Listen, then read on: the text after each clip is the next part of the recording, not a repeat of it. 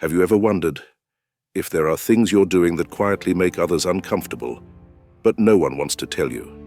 Not because they don't notice, but because they don't know how to say it without hurting your feelings. As we grow older, we settle into habits. Some are comforting and wise. They slow us down, help us feel grounded. But others quietly sneak in without us noticing. And while we may think we're just being ourselves, the truth is, the people around us feel the shift. They may not say a word, but they start to step back. Shorter visits, fewer phone calls, a little more distance. You don't mean to push anyone away. You're still you. But the world around you has changed. And sometimes the little things we hold on to can become blind spots. This message isn't about blame. It's a mirror, a gentle one. Something you can hold up and ask, am I doing anything that might be pushing others away? And if I am, is it worth changing just a little? Stoicism teaches us this. We can't control others, but we can choose how we respond. And here's the beautiful truth. Most of these habits are easy to shift once you see them. A small change in how you speak, listen, or carry yourself can bring warmth back into your relationships. A few moments of awareness can make all the difference. Getting older doesn't mean becoming set in your ways. It means having the time and wisdom to reflect, to grow, to live with more peace and dignity. This video will gently walk you through 12 habits that many older adults fall into, not to shame, but to help, so that instead of feeling left out, you feel more connected, so that instead of wondering why others pull away, you begin to notice them leaning back in. As Marcus Aurelius said, what stands in the way becomes the way. The things we think are holding us back, loneliness, age, distance, can actually be the path to a richer, more peaceful life, if we're willing to take a look and grow from them. This isn't about giving up who you are. It's about returning to who you truly are, with a little more awareness, a little more calm, and a lot more grace. Now let's begin with the first quiet habit that many notice, but few are brave enough to speak aloud. Habit number 1, neglecting personal hygiene. It often starts quietly. You skip brushing your hair one morning and then the next. You reach for the same shirt that's been worn a few days, telling yourself, it's still clean enough. You forget to trim your nails or leave the house in slippers that used to be just for indoors. At first, it doesn't feel like much. You're comfortable. You're not going out as often. You think, who's going to notice? But over time, the people around you do notice. They won't say anything, not because they don't care, but because they do. Your children, your neighbors, even your friends might avoid the subject, afraid it will sound disrespectful. So instead, they adjust. They sit a little farther away. Their visits become shorter. And maybe, without knowing why, you begin to feel something has shifted between you. Stoicism teaches us not to chase after how others see us, but it also reminds us that how we carry ourselves reflects how we feel inside. Personal hygiene isn't just about being neat and tidy. It's a quiet message we send to the world. I still respect myself. I still care. You don't have to dress fancy. This isn't about fashion or vanity. A clean shirt, brushed teeth, tidy hair, these are simple signs that you're still showing up for yourself, that you haven't given up, that you're still present in your life. And the truth is, people respond to that. You may not hear them say it, but when you take care of yourself, they lean in more. They feel closer. They see you as someone still standing with dignity, not just getting by. Even a small effort, washing your face before bed, wearing fresh socks becomes a way of honoring your place in the world. It's easy to fall into the belief that these little things don't matter anymore, that as we age, we somehow don't need to care. But here's a quiet Stoic truth. What we do regularly becomes who we are. If we stop tending to ourselves, even in small ways, we begin to send ourselves the message that we no longer matter. And from there, it's easy to feel invisible, even to ourselves. But the opposite is also true. Every time you wash your face, button your shirt, or comb your hair, you're not just taking care of your body. You're telling yourself, I'm still here. I still count. And that more than anything is what brings people back to you. Not because you look a certain way, but because your presence feels alive again. So if you've let things slip a little, no shame, no blame. Just start small. A clean shirt, a short walk, a splash of water. Let it be your quiet way of saying, I choose to show up for myself today. Because when you respect yourself, others quietly follow. Habit number 2, speaking without a filter. As we grow older, we often feel we've earned the right to speak our mind. After all, we've lived through decades of change, struggle, love, loss. We've learned what matters and what doesn't. And sometimes that inner voice that used to whisper, maybe don't say that out loud, and grows quiet or disappears altogether. We say what we think without much pause. Sometimes it feels honest. Sometimes it even feels funny. But here's something that happens more than we realize. While we feel we're just being straightforward, the people listening may feel hurt or even judged. It might be a comment about someone's weight, or how they raise their children, or what they believe in, how they look, who they love, or the way they live. And though we may say, I didn't mean anything by it, or people today are just too sensitive, the truth is, words still carry weight, especially when they come from someone older. Our words have more power than we think. Stoicism reminds us, better to remain silent and be thought wise than to speak harshly and be thought unkind.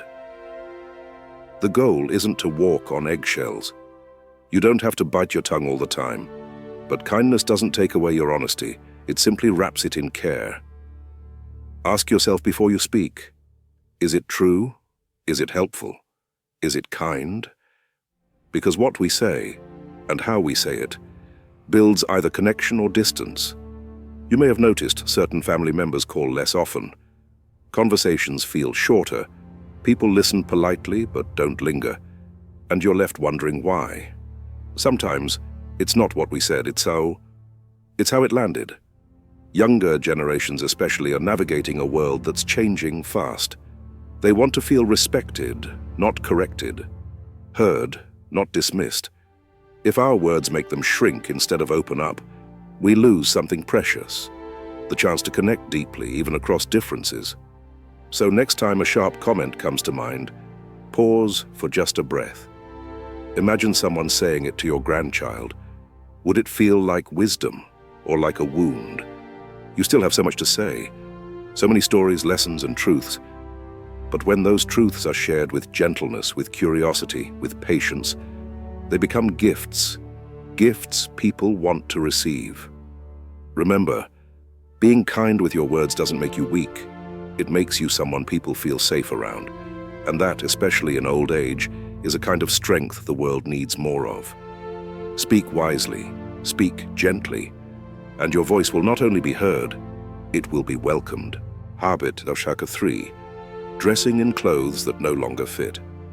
There was a time when you stood in front of the mirror each morning, gave your collar a gentle tug, made sure your shirt was clean, your shoes polished. Not because you were trying to impress anyone, but because it felt good to take care of yourself. It said, I'm still here, I still matter. But over time, something changes. The pants get a little looser or tighter. The shirts from 20 years ago still hang in the closet, but they no longer quite match who you are today. The colors have faded, the fit feels off, but you think, it's comfortable, it's fine. And maybe it is, but maybe, just maybe it's sending a message you didn't mean to send. You see, clothing isn't just fabric, it's a quiet language. It tells others how you see yourself. And more importantly, it reminds you how much you still value the person you see in the mirror. Stoic wisdom teaches us that we can't control what others think, but we can control how we carry ourselves. And dressing with dignity is one way to show self-respect. Now, this isn't about fashion trends. You don't need to dress like someone half your age or follow every new style. But wearing clean, well-fitting clothes that match the season, that suit your shape today, not the shape you had 20 years ago, shows that you're still living in the present, not clinging to the past. Think of it this way. Would you wear your old work uniform to a family wedding? Probably not. Because even if it once meant something, it no longer fits the moment. The same goes for daily life. What you wear each day can either keep you rooted in old memories or gently invite you to meet today with pride and presence. If you've been putting off updating your wardrobe, start small. One comfortable pair of pants that fits now. One shirt in a color that lights up your face. One pair of shoes that feels sturdy and dignified. You don't need a lot, just enough to say, I'm still paying attention, I still care.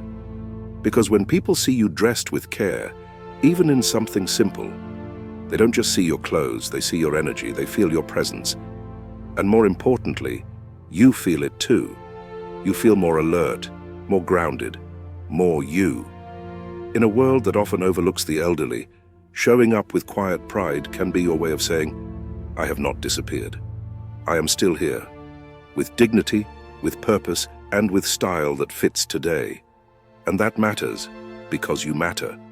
Habit number 4, interrupting or dominating conversations. Have you ever caught yourself saying, let me tell you how it really was, before someone else could finish their thought? It happens to the best of us, especially as we get older, with a lifetime of stories, lessons, and opinions. We want to help, we want to share. And sometimes, without meaning to, we jump in too quickly, cutting off the other person before they've had a chance to fully speak. It's not because we're rude or selfish.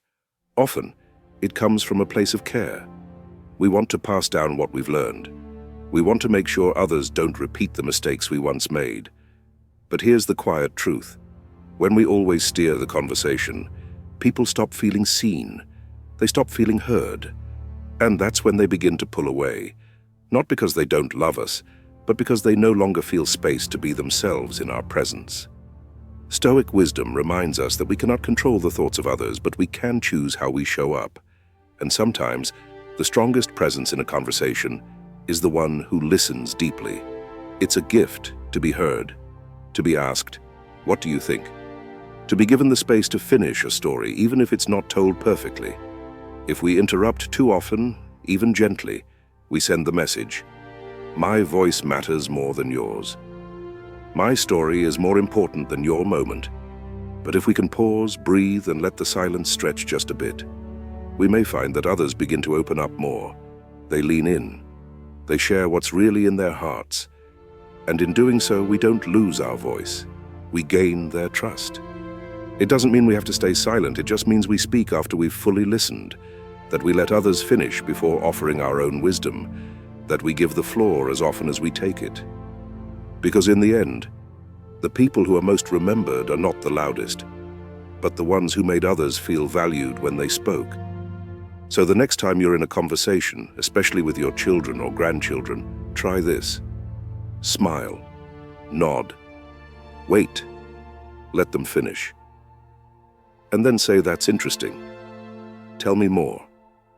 You might be surprised how powerful it feels, this simple act of listening, and how much more people will seek your company, not just for your stories, but for the safe space you create with your silence. Because being heard is a kind of love, and giving that love is a quiet kind of wisdom. Habit number 5, complaining about kids these days. Maybe it starts with something small. You see your grandson glued to his phone at dinner and you think, back in my day we talked to each other. Or your granddaughter makes a life decision you don't understand, and you say, young people today just don't get it. It might feel harmless, even funny. You might say it with a smile, or follow it with, I'm just being honest. But here's something to consider. When older people constantly criticize the younger generation, even gently, something invisible begins to break. The bridge between you and them, built on curiosity, trust, and love, starts to weaken.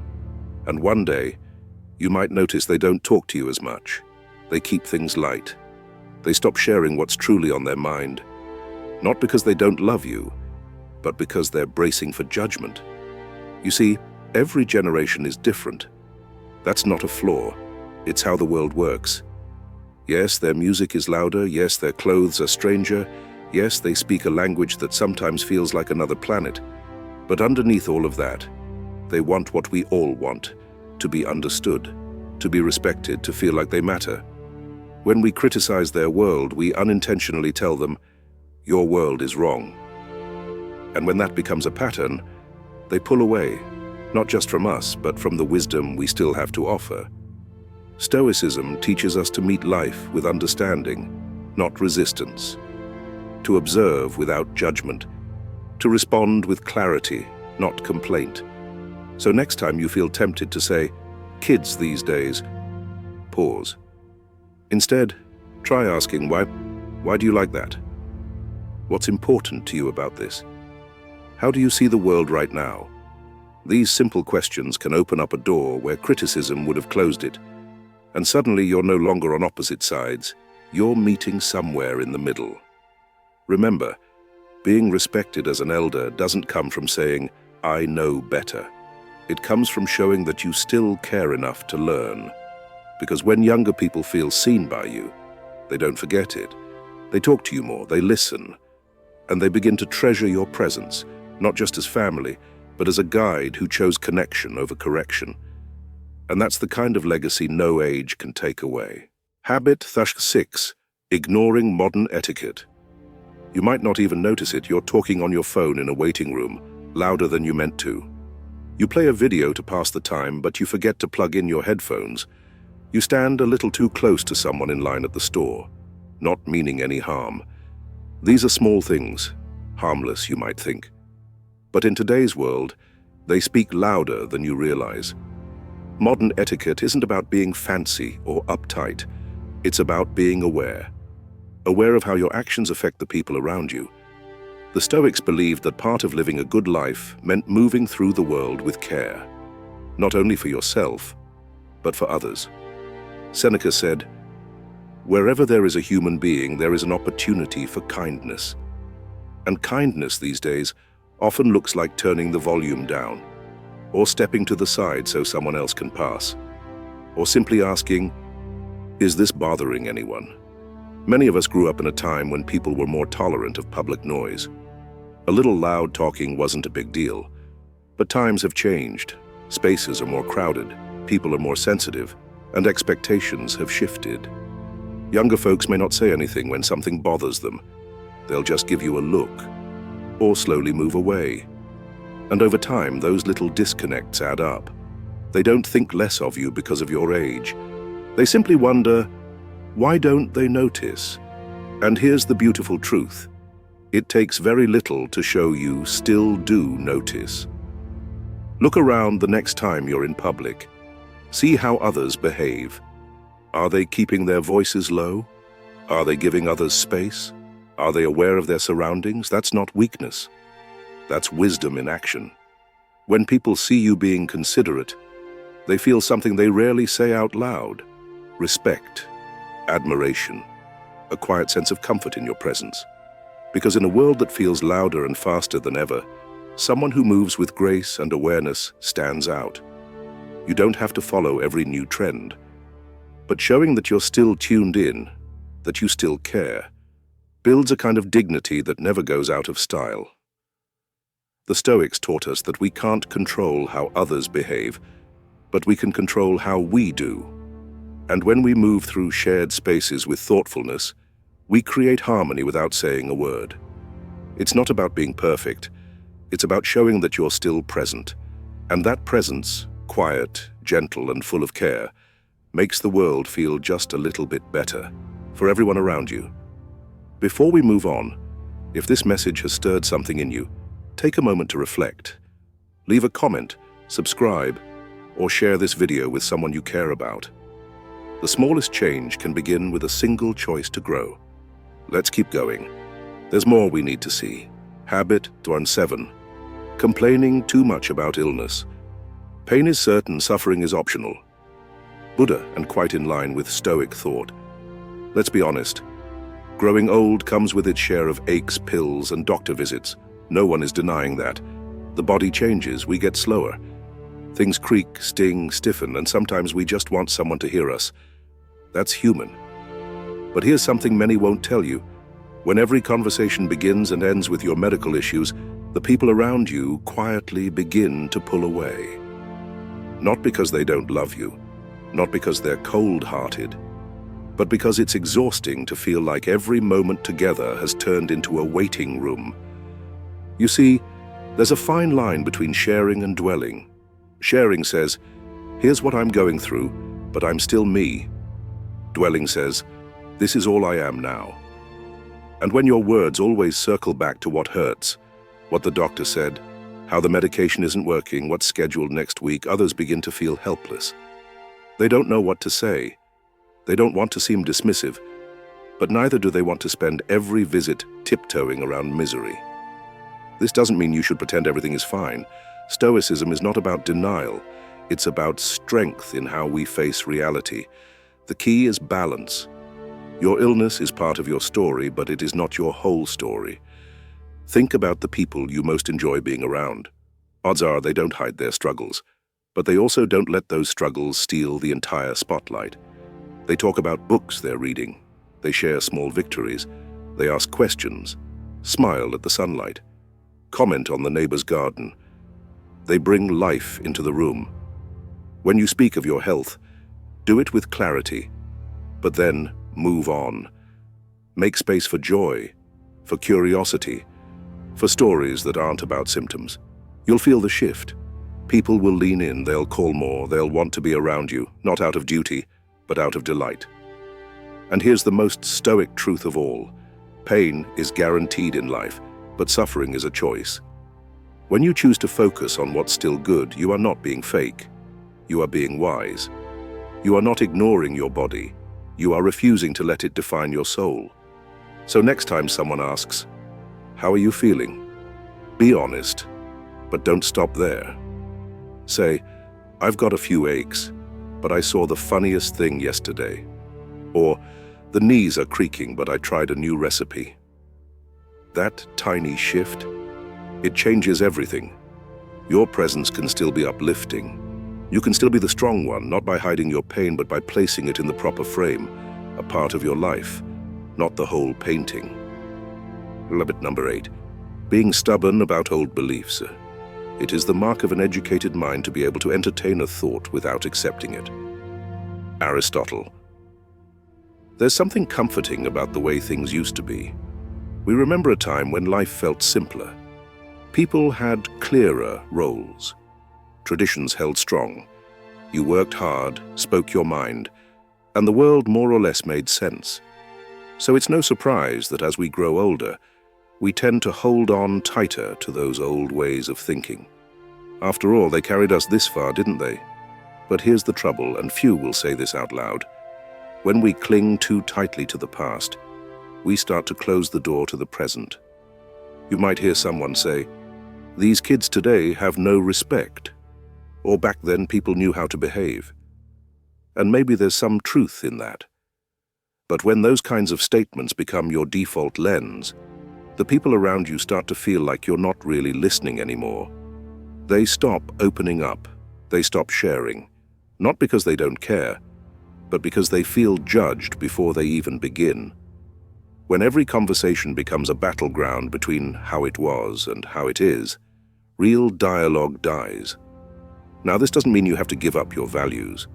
Stoicism never asked us to be spineless. It asks us to be wise, to know the difference between what's eternal and what's just familiar, between a principle worth keeping and a habit that simply outlived its usefulness. Being curious about new ideas doesn't mean you're weak. It means you're still growing. And what could be more powerful than a person in their 70s, 80s, or beyond saying, "Tell me more. Help me understand." That simple phrase melts walls.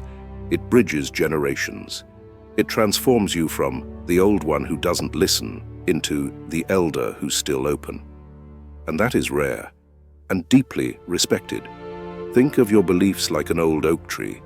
Its roots are strong. That's your wisdom. But if its branches never grow, never sway with the wind, it becomes brittle. Eventually, it breaks. The most resilient trees and the most resilient people bend without breaking. Letting go of stubbornness isn't about giving in. It's about making room for connection, for conversation, for growth. You don't have to agree with everything.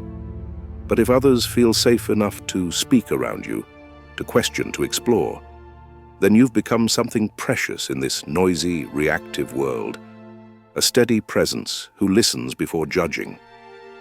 In the end, people won't remember you for how loudly you defended the past. They'll remember you for how gently you welcomed the present. So next time a younger person says something that makes you want to roll your eyes or launch into a lecture, pause, ask a question, stay curious. Not because you're unsure, but because you're still wise enough to know. You don't stop learning just because you've seen more years. And that, truly, is the mark of a mind and a heart still very much alive. Habit number 9, moving without spatial awareness. A wise person considers not only their own steps, but also the space they leave for others. As we get older, we naturally slow down. Our steps become more careful, our movements more deliberate, and that's perfectly normal. There's no shame in it. In fact, moving with caution is often a sign of wisdom hard-earned through time. But sometimes, without meaning to, we forget that the world around us hasn't slowed down with us. And that's where friction begins, not because of who we are, but because of how we move. Picture this. You're in a grocery store, reading a label, and your cart is turned sideways in the middle of the aisle. Or you're in a hallway at church and suddenly stop to greet someone, blocking the way behind you. You don't mean to inconvenience anyone, but others have to squeeze past, wait, or change their path. Most people won't say a word. They won't complain. They'll smile politely, take a step back and silently adjust. But inside, there's a quiet discomfort, a sense that you're not aware of how your presence is affecting the flow around you. And here's the hard truth. Over time, those small moments of frustration add up. People may begin to avoid shopping with you. They might hesitate to invite you to crowded events, not out of anger, but because they feel like they have to manage you. And that changes the relationship. You're no longer just part of the group, you become someone they have to handle. Stoic wisdom reminds us that we cannot control how others behave, but we can control how we carry ourselves. And this includes being mindful of how our body moves through shared spaces. It doesn't take much. Step slightly to the side when stopping. Keep your cart to one edge of the aisle. If you're walking slowly, stay aware of who might need to pass. These small gestures aren't just about courtesy, they're about connection. They say, I see you. I care how my presence impacts your path. That kind of awareness is a quiet form of grace. It shows the world and your family that even as you age, you remain engaged, considerate, and tuned in. It reminds them that aging doesn't mean fading away into your own world. It means growing wiser in how you move through this one. And here's something beautiful. When people see that kind of awareness in you, their respect grows, not just for your age, but for the dignity with which you carry it. So the next time you're out and about, take a breath. Notice the space around you. Ask yourself, am I leaving room for others? Not just physically, but emotionally too. Because sometimes, moving through life with awareness is the most powerful message you can send. I may be slower, but I'm still present. I still see you. And I still care. Habit number 10. Making outdated or inappropriate jokes. What once made others laugh may now make them uncomfortable. Wisdom knows when humor needs to grow too. Laughter is a beautiful thing. A light-hearted comment, a funny story, a gentle tease. These are the spices that make conversations warmer, easier. And many of us have leaned on humor all our lives. It has helped us through sorrow, broken the ice in silence, and made even the hardest truths a little easier to carry. But here's what often gets overlooked. The world changes, and so do the things people find funny. That joke about the good old days? The one about someone's appearance, gender, race, or lifestyle? It might have gotten a chuckle back in the day. Maybe even applause. But today, that same joke can land like a rock in water, causing discomfort, not delight. You might say, I was just joking.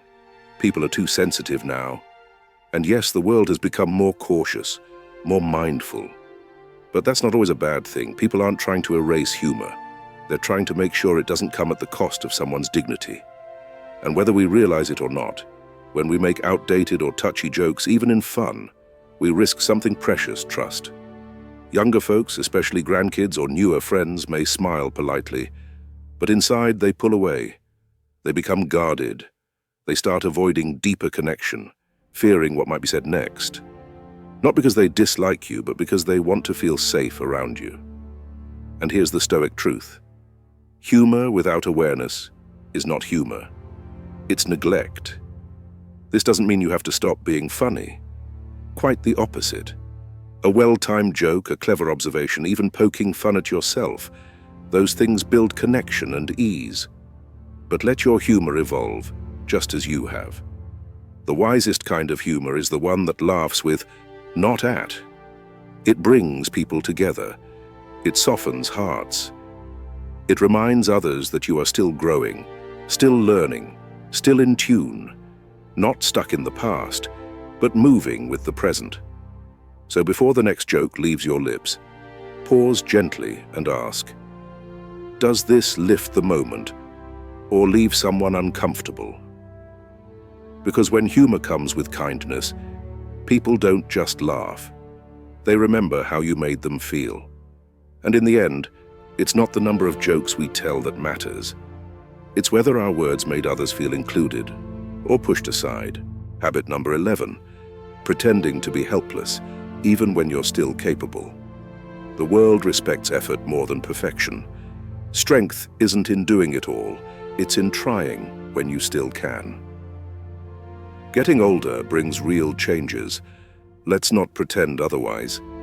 Tasks that used to be easy now require more effort, more time, and sometimes a helping hand. But there's a difference, a quiet, subtle line between asking for help because you truly need it and defaulting to helplessness even when you don't. Maybe you've said it lightly. Can you do this for me? I'll mess it up anyway.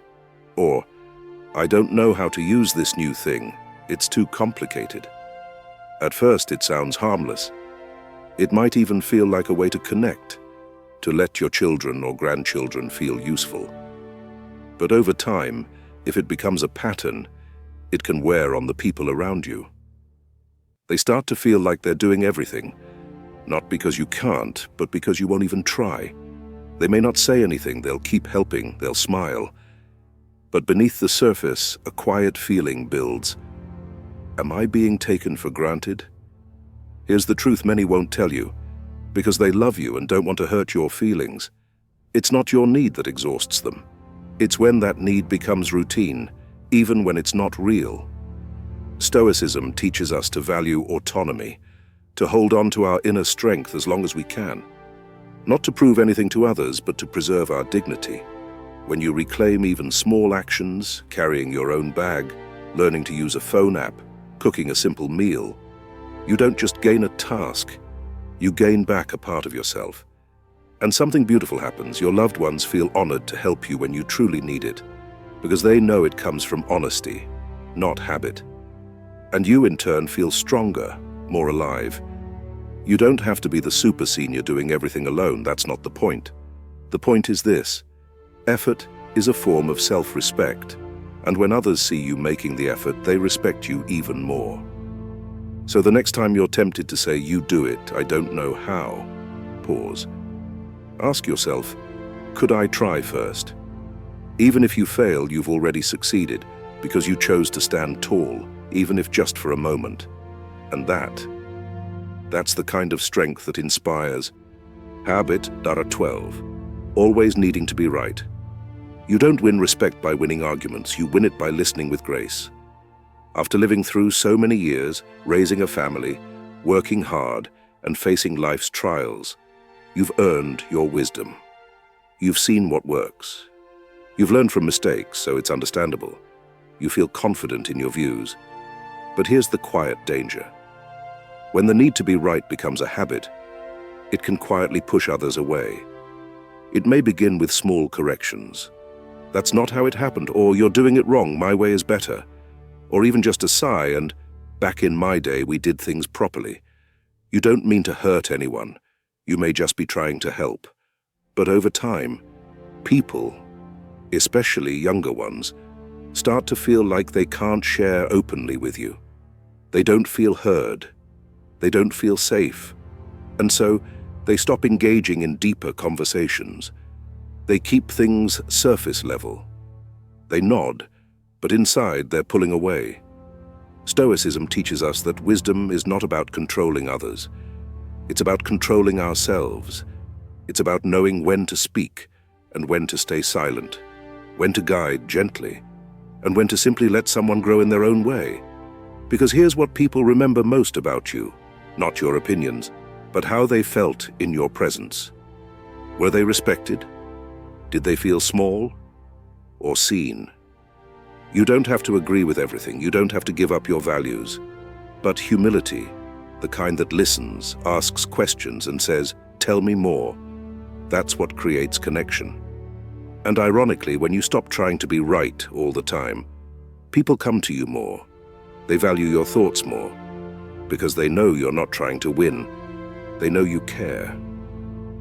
So the next time you feel the urge to correct, to argue, to prove your point, pause. Ask yourself, is it more important to be right or to be kind? And remember this, the strongest voices are not the loudest. They're the ones that listen first and speak only when it truly matters. There's a quiet truth many people never say aloud. As we grow older, it's not the wrinkles or the slower steps that distance us from others. It's the habits we no longer notice, the ones we've let settle in, thinking, that's just the way I am. But here's the gift of awareness. It gives us a second chance, a chance to soften where we've grown hard, a chance to see ourselves, not with shame, but with clarity, and a chance to rebuild the way others experience us, starting from within. Maybe some of these 12 habits felt uncomfortably familiar. That's okay. That's not failure. That's growth knocking on your door. Because Stoicism teaches us, we don't control the past. We don't control what others think or say. But we do control how we show up today. And that's all it takes. One conscious step, one kind pause before speaking, one day choosing to dress with dignity, one conversation where we listen more than we talk. Aging is not about giving up who you are. It's about letting go of what no longer serves you. You are not here to live in the shadow of your past self. You are here to become even more yourself, refined, thoughtful, quietly strong. So how do we apply this? Start small. If you've noticed yourself dominating conversations, try pausing just for a few seconds and inviting someone else's story in. If you've felt tempted to criticize younger folks, try asking a question instead. Replace kids these days with, "Help me understand how you see it." If you've let routines dull your self-respect, put on a clean shirt tomorrow, not to impress, but to say, "I'm still here and I still care." Because you're not invisible, you're not too old to change, you're not too late to reconnect. Your presence, when it carries awareness, grace, and kindness, can light up any room. Don't believe the lie that aging means fading. No, friend. Aging is a chance to sharpen, to become more precise in how you love, how you speak, how you walk through the world. Seneca wrote, "As long as you live, keep learning how to live."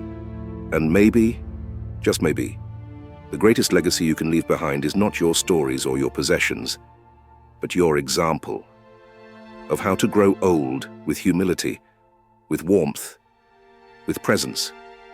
So today, look in the mirror and smile. Not because you're perfect, but because you're still growing. Let that be your strength. Let that be your gift to yourself and to everyone lucky enough to still share time with you. If this video made you reflect, even a little, write in the comments, "I choose awareness over habit." Share it with someone who deserves honesty wrapped in care. And don't forget to subscribe, because this channel isn't just about growing older. It's about growing wiser. Double asterisk.